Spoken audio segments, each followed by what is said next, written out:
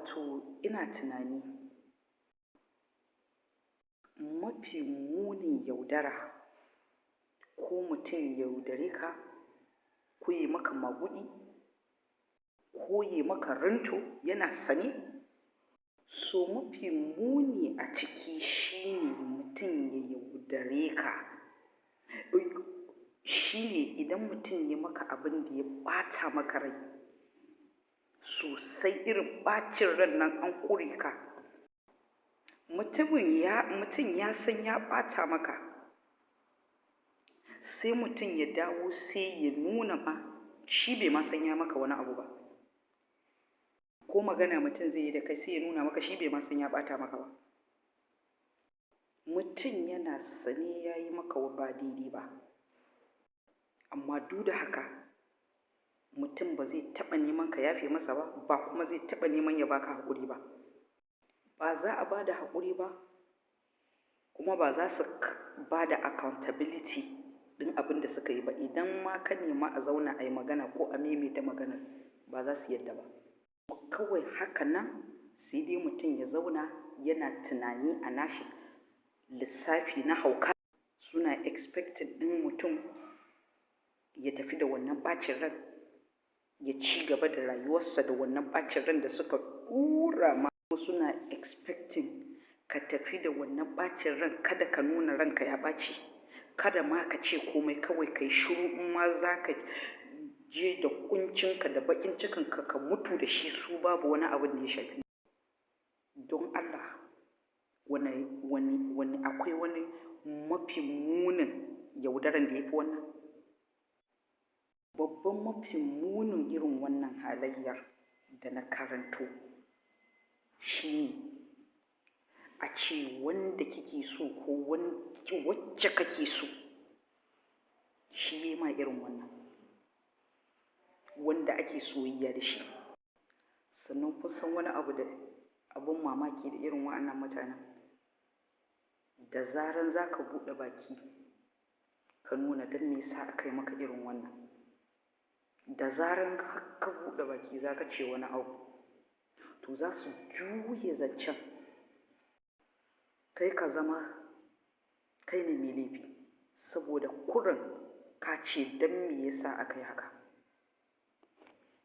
Kai, in fact, wasu ma suna lokacin da suka yi maka irin wannan abin, suka tunzura ka, da ka fara magana za su fara recording duk action ɗinka, duk abin da kake na fushi da ka nuna na wannan yaudara da maguɗi da cin mutuncin da aka yi maka. So za su yi recording ɗin fushin da ka nuna, amma su ba za su taɓa hango shin me suka yi da ya sa mutumin nan ya tashi yake fushi har yake reacting ɗin da suke recording ɗin ba. Ba za su taɓa hango abin da, to me yasa wani ya tashi kawai ya kama wannan hauka? Ba za su hango ba, ba kuma za su gani ba. Kuma suna sane su suka ɗaura ka a cikin wannan halin da kake ciki, da kake vibrating. To kawai su dai burinsu kawai su yi recording ɗin vibration ɗinka da abubuwan da kake faɗi, ba tare da su duba kansu ma su ga su suka janyo, su suka sa ka a cikin wannan situation ɗin ba. Su suka canza maka yanayi, suka fito da dabbancin da yake cikin mutum. Sai su ce maka ka je gidan zoo ka zauna. So daga ƙarshe za su nuna ma mutane cewa ba ka da kirki, ba ki da mutunci. Su suke nuna wa mutane, za su nuna wa mutane ba ka da mutunci, ba ki da mutunci, ba ka da kirki, amma ba za su taɓa nuna nasu halayyar ba. Ai su masu kirki ne, su masu mutunci ne. Bayan su suke fito da dabbancin da yake tattare da wannan mutumin. In ka yi reacting sai su yi record. Babban wani abu da nake so ku gane shi ne irin masu irin wannan halayen. Wa'anda za su je suna gaya wa ba ka da kirki, ba ki da mutunci, ba ki da kaza, ba za su taɓa nuna ma mutanen nan wannan halin nasu da suke nuna maka ko da suke nuna miki. Mummunan halayyar nan ba za su nuna musu ba. A koda yaushe mask suke sawa su rufe fuskarsu da shi na mutanen arziki. to ba za su taɓa nuna nasu halayyar ba. Sannan kuma sai mutum ya taka a sannu, saboda idan mutum bai kula da irin wa'annan mutanen ba, har yi dogon zama da su na tsawon wani lokaci ana tarayya, to mutum zai fara tambayan kanshi wai menene shin mutum zai fara tambayan kanshi shin menene ma gaskiyar rayuwarsa. Mutum zai fara yi wa tambayan irin za ka rinka questioning ɗin duk wani abin da yake gaskiya ne. Duk wani abin da mutum ya yarda da shi zai koma yana tambayan kanshi. Misali, mutum zai ringa kai anya abin da na gani haka ɗin ne kuwa, ko ni ce nake yawan tunani, ko ni ne nake yawan tunani akan abu, ko dai ba haka ba ne ba.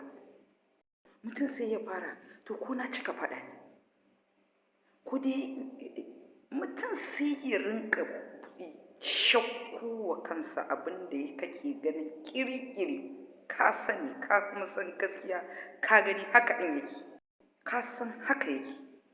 Kuma magana gaskiya shine ba tunaninka ne ba yawan tunani kake yi ba, abin nan da kake gani gaskiya ne, ba ƙarya ba ne. Sannan kuma magana ta gaskiya, wannan ita ce asalin maguɗi, wannan shine asalin abin da ake cewa gaslighting ɗin mutum. Wani inda kake ganin ga abu kiri-iri kana gani, sai mutum ya nemi ya gusar da ko ya kauda tunaninka daga kan wannan abin da kake gani. Idan kana ƙoƙarin dawo da hankalinka, sai a nemi a ƙwace hankalin, a raba ka da shi, ko kuma a rikita maka hankalin. Shin ka taɓa haɗuwa ko kin taɓa haɗuwa da irin wa'annan mutanen? Shin kin taɓa nema da wani mai irin wannan hali, ko ka taɓa nema da wata mai irin wannan halayya? Sannan kuma mafi munin abin, sai a zo a ce wanda kake so ne ko wacce kake so ne. So matsalar shi ne idan wanda kake so ne zai matuƙar wahala ka ture wannan mutumin a gefe, saboda sun riga da sun koya wa mutum ya rinka ganin cewa shi ne da matsalar, ba su ne da matsalar ba. Kin taɓa haɗuwa da irin wannan saurayi? Ka taɓa haɗuwa da irin wannan mace? Mu haɗu a comment section in ka taɓa haɗuwa da irin wannan mace, ko kin taɓa haɗuwa da saurayi mai kama da irin wannan halayya.